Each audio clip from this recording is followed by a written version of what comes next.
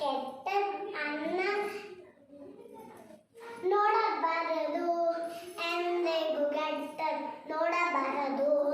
ಜಾಣಿ ಜಜ್ಜಪ್ಪನಿ ಅಂಗಗಳು ಮೂಡಿದ್ದರಲ್ಲಿ ಇದು ಒಂದು.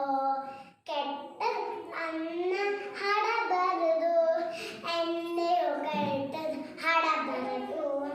ಜಾಣಿ ಜಪಾನಿಯ